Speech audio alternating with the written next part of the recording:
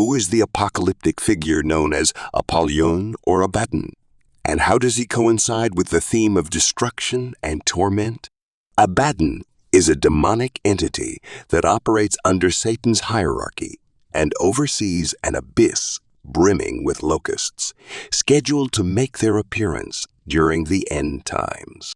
Remember that the Old and New Testaments were composed in different languages, meaning the term for destroyer in Greek will differ from the Hebrew equivalent. The constant usage of Abaddon in the Old Testament is indicative of the integral role this figure plays in biblical literature. This figure serves as a personification of destruction, embodying ultimate despair and ruin. Moreover, it's noteworthy that the usage of Abaddon isn't limited to the Old Testament, extending to the apocalyptic literature of the New Testament, thereby weaving a connection between the two. We encounter this figure in Revelation 9:11, but it's essential to remember that the word Abaddon is utilized 5 times in the Old Testament. In Job 26:6, for instance, Abaddon signifies destruction. The Greek equivalent for Abaddon, Apollyon, means destroyer, as seen in Revelation 9:11, where he is depicted as the king of the abyss. This signifies that the demonic ranks are organized, with titles such as king, analogous to the Prince of Persia, another high-ranking demon, mentioned in the book of Daniel. As Ephesians 6:11-12 encourages us, we should adorn ourselves with God's full armor to withstand the devil's stratagems and the dark forces' power. The book of Revelation's rich use of symbolic language assists us in comprehending concepts that would otherwise be indecipherable. Numerous individuals overlook or even discount Revelation's teachings, arguing that the symbolism is too vague to impart a lucid message, which is not the case. Within Revelation's symbolic framework, the abyss is representative of the depth of evil and chaos, a place of confinement for demons. Its opening signals the unleashing of demonic forces upon the world. The locusts emerging from it are symbolic figures of destruction, epitomizing the horrors and torment to be inflicted upon humanity. Understanding these symbols, the Revelation narrative sets the stage for Apollyon's entrance in chapters 8 and 9. As the 7 trumpets of judgment are sounded by the angels, devastating events descend upon the earth, climaxing with the 5th trumpet when a star falls from the sky and opens the abyss, unleashing Apollyon and his demonic legion, which is likened to a swarm of locusts ready for battle. Following this, we witness a series of catastrophic events marking the onset of the end times. Satan and his forces are released to cause unimaginable torment to those who reject Christ. In this period, the demonic locusts, led by Abaddon or Apollyon, the king of the abyss, wreak havoc. It is crucial to note that the Old Testament often uses the word Abaddon, appearing as destruction in several translations. In the book of Revelation, John combines both Abaddon, Hebrew, and Apollyon, Greek, underscoring a potent spiritual and political message. Abaddon, therefore, serves a dual role. On one hand, he is the embodiment of destruction, a figure of terror and despair. On the other, he is a tool in the grand design of divine justice. He becomes a symbol of the righteous judgment that God imposes on a wicked world, emphasizing God's ultimate control over even the most malevolent forces. The seals, trumpets, and bowls of the end times signify the great day of God's wrath, aimed at judging the kingdom of wickedness, as stated in Revelation 6, 5, 7, and 16. 7.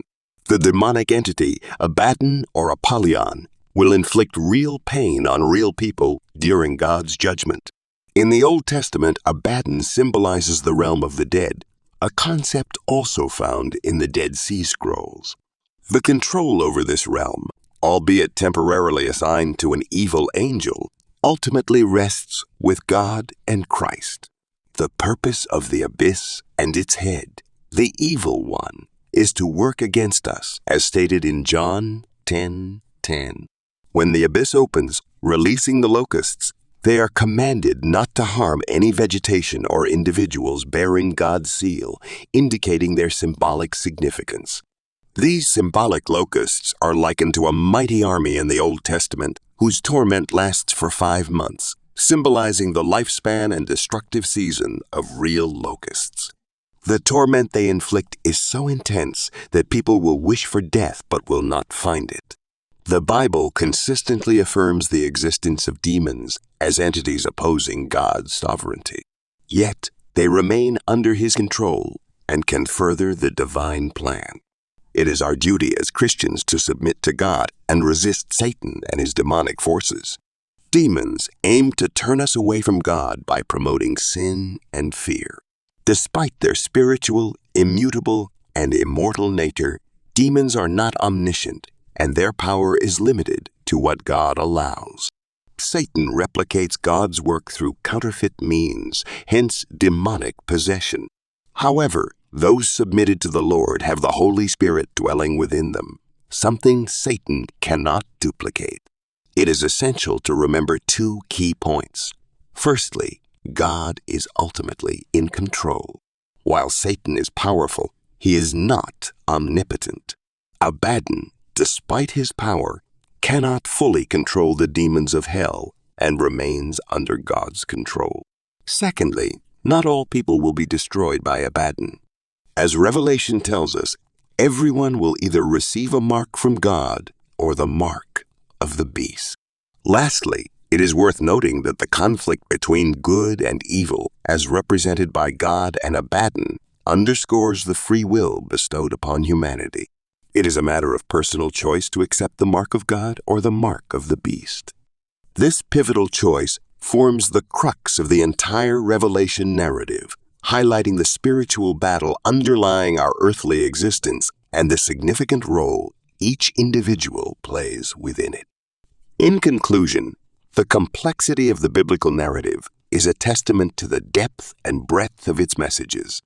The figure of Abaddon serves as a chilling reminder of the powers of destruction, but also as a symbol of God's ultimate control over all elements, even those that seem overwhelmingly malevolent. It beckons us to choose wisely, to don the armor of God, and to resist the forces that aim to lead us astray. The journey through the apocalyptic landscape of Revelation is indeed arduous, but it is also a journey of profound spiritual awakening and the reaffirmation of our faith in God's infinite wisdom and enduring love. Thank you for watching. We appreciate your support and would love for you to subscribe to our channel for more exciting content. If you enjoyed this video, please hit the like button and share your thoughts in the comments below. Don't forget to check out our latest video on the left and a recommended video on the right.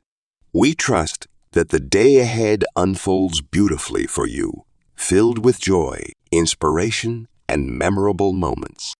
Here's to hoping your day is truly wonderful